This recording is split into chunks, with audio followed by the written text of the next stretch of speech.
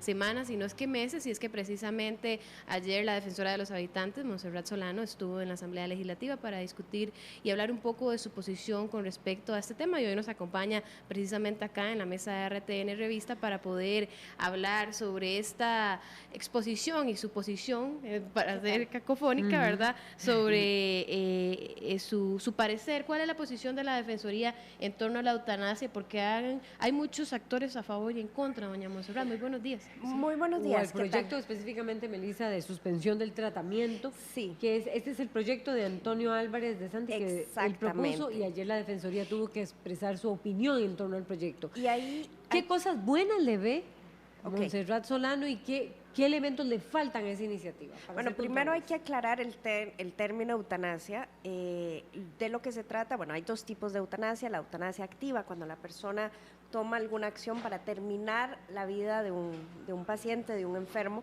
y la pasiva, que es suspender el tratamiento. De la primera no se habla en el proyecto de ley, es la segunda, es en qué momento se puede suspender el tratamiento. En términos generales, desde una doctrina de derechos humanos, un Estado no tiene una obligación o una prohibición de legislar en un sentido u otro, pero ya puestos a legislar, hay ciertos temas que hay que regular muy bien y que creemos, bueno, que el proyecto se puede mejorar en ese sentido.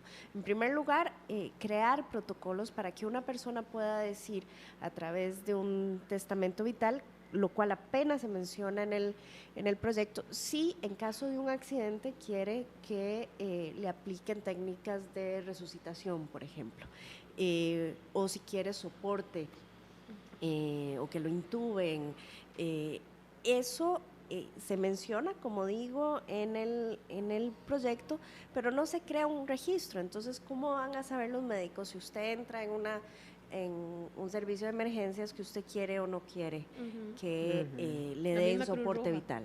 Exactamente. Entonces hay que crear un registro. El otro tema es regular los mecanismos necesarios para verdaderamente asegurar la autonomía de voluntad de las personas, es decir, esa libertad que tiene una persona, precisamente decir, quiero que me suspendan un tratamiento, quiero que no me traten en este sentido. Eso es fundamental y hay que desarrollarlo todavía más en el proyecto. El otro tema, que es un tema que sí no está en el proyecto y que creemos que se debería incluir, es lo que en otros países se llama el encarnizamiento terapéutico. Es decir, la muerte es un proceso natural, pero en algún momento los médicos o los familiares comienzan a insistir tanto en detener ese proceso que incluso se puede generar más sufrimiento al paciente. Y suministrarle un tratamiento que no tiene ningún sentido, porque no se le va a extender su calidad de vida, más bien se le puede generar más dolor. Y además, si se suspende el tratamiento, de todas formas la persona va a morir, es decir, que lo único que se está haciendo es suspender un proceso que es natural. Y lo otro que sí creemos que es importante es reflejar en el proyecto de una mejor manera los avances que ha tenido el país en materia de cuidados paliativos. El país es un líder en América Latina en el tema de cuidados paliativos y creemos que se debe de asegurar un mayor reconocimiento en el proyecto. Así que bueno, en el fondo, en la sustancia del proyecto, la Defensoría no considera que eso es una decisión política de la Asamblea Legislativa. La Defensoría no estaría en contra ni a favor, porque simple y sencillamente desde el punto de vista de derecho internacional no hay ningún problema con legislar o no en el tema de eutanasia. Eso la jurisprudencia internacional no se ha pronunciado. Pero el proyecto sí necesita garantizar mejor que se vaya a respetar esa autonomía de la voluntad de las personas de decidir sobre si se le da un tratamiento o no, el tema de en qué momento entra la familia. Y bueno, otro de los temas también es establecer un consejo multidisciplinario que permita evaluar las decisiones de suspensión del tratamiento. Los médicos están 100% capacitados para tomar este tipo de decisiones, en realidad, de cuando una persona simple y sencillamente el tratamiento ya no religiosas. Y como lo decía muy bien Melissa, ¿verdad? Es que este es un tema que genera mucha controversia. Así tal cual está el proyecto, la Defensoría considera que es válido ya discutir en Costa Rica este proceso de eutanasia asistida o de suspensión del tratamiento. ¿Es válido que ya algo así exista en Costa Rica? A ver, en este momento, si usted rechaza un tratamiento, se lo deberían de respetar. Y también hay que reconocer que la muerte también es un proceso natural. Entonces aquí se trata de suspender un tratamiento cuando ya hay un proceso que va a llevar sí o sí a la muerte de una persona. No se trata de tomar una acción para llevar a la muerte de una persona y esa muerte no se vaya a dar si no se da esa acción. Más bien aquí es limitar un proceso que ya es natural. Incluso la Iglesia Católica no ha tenido rechazo en relación con el rechazo precisamente de tratamientos. Sí. Y sobre el rechazo del tratamiento. Ya el tema de la suspensión ya puede ser más delicado y eso es sujeto de una y mil discusiones, pero al final de cuentas, insisto, la muerte también tenemos que verla como un proceso natural. Para poner un ejemplo, hace como un año más o menos una señora entró a un hospital vestida de enfermera y inyectó a muerte a un paciente, después dijo que era amiga y que fue porque la señora se lo pidió. Para contextualizar tal vez, ¿a dónde entraría esto en el proyecto o no entraría? No, eso no entraría en el proyecto, a menos de que sea un familiar y lo ha pedido tantas veces que eso ya está en nuestro Código Penal y bueno, el proyecto pretende reducir la pena, eso es lo que se llama un homicidio por piedad. Pero está penado y no se despenaliza en el proyecto de ley. Y eso no sería... El proyecto lo tiene, homicidio por piedad, tiene el tema. En este momento ya está en el Código Penal, lo único es una reducción de la pena. Pero no se despenaliza el homicidio por piedad. ¿Debe despenalizarse? ¿Qué piensa usted? Vea, esa es una discusión que le corresponde a la Asamblea Legislativa. Insisto, desde un punto de vista técnico de derechos humanos, ha habido países que eso lo tienen despenalizado y no ha habido jurisprudencia que diga que se está violando una obligación de derechos humanos. Tampoco hay una obligación de despenalizarlo. Entonces ahí hay un amplio margen, si se quiere, para que un país tome una decisión que termina siendo una decisión política. Ahora,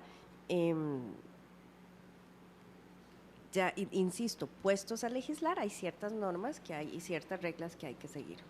¿Está listo Costa Rica para un proyecto como este? Ahí está la jurisprudencia, el capital humano e incluso la capacitación para que se dé. Es que, insisto, no se está hablando de eutanasia activa, a nadie se le va a matar. Pero sí avanzaría, digamos, ¿sí hay cambios con este proyecto? No. ¿No hay mayores cambios? En el caso de la eutanasia activa, cuando, qué sé yo, que hay una persona que tiene una enfermedad terminal y se decide más bien contribuir con un homicidio, un suicidio asistido, por ejemplo, eso no está en el proyecto. Lo que hay en el proyecto es sobre todo la suspensión de tratamiento y eso es fundamental. Y eso ya... ¿Que ya se puede hacer o no? Sí. Lo que no hay es una obligación de los médicos de respetar la voluntad de las personas. Del paciente. Exactamente. Pero en este momento, y sobre todo el tema del encarnizamiento terapéutico. A ver, ampliemos sobre eso. ¿Qué es encarnizamiento terapéutico? Es, por ejemplo, cuando a una persona con cáncer se le mantiene y se le siguen dando tratamientos y no se va a mejorar su calidad de vida, más bien se le va a extender una vida muy dolorosa, muy, muy difícil. Y eso es lo que se llama el encarnizamiento terapéutico. O una persona adulta mayor que se le hacen 1 y 1000 operaciones y cirugías para mantenerla estable, pero en realidad que uno la ve en la cama inconsciente, que no tiene calidad de vida. En esos casos, en otros países, eso se penaliza. Se penaliza a los médicos que entran en un encarnizamiento terapéutico. ¿Y usted cree que aquí se debe penalizar? ¿Eso debería mejorarse en ese proyecto? Eso se debe mejorar en el proyecto. ¿Penalizándolo? Bueno, se puede penalizar, se puede tomar otro tipo de acciones, otro tipo de sanciones a un médico que aplique tratamientos que en realidad no mejoran el bienestar de una persona y que de alguna manera interrumpe un proceso natural que llevaría a la muerte. ¿Usted cree que este proyecto ya debería de ser aprobado? ¿Cree que sí debemos, viendo desde la perspectiva de los derechos humanos, sí debemos ya avanzar en la voluntad que tiene el paciente para solicitar esto y que no haya resistencia por parte de los médicos? ¿Sí se debe protocolizar, normal, pues?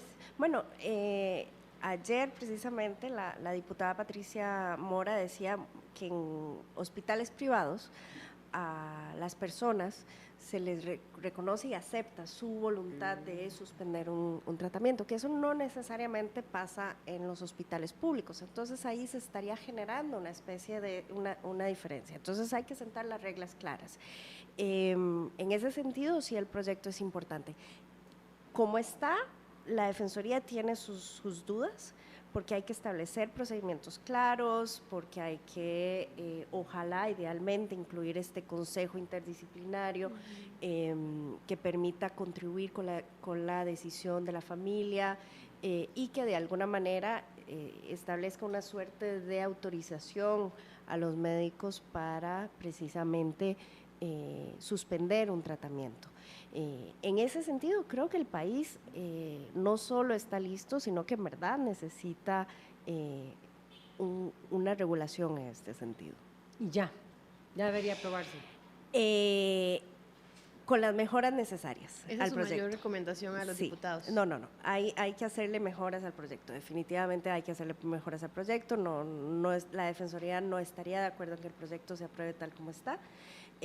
Hay que mejorar el respeto a la autonomía de la voluntad de las personas, las decisiones de las familias, el consejo y idealmente incluir esta figura del encarnizamiento terapéutico. Bueno, muchísimas gracias a Montserrat Solano, defensora de los habitantes, por ponernos en perspectiva la discusión que hay en la Asamblea Legislativa en torno a ese tema. Las 7:29 de esta mañana en RTN Revista.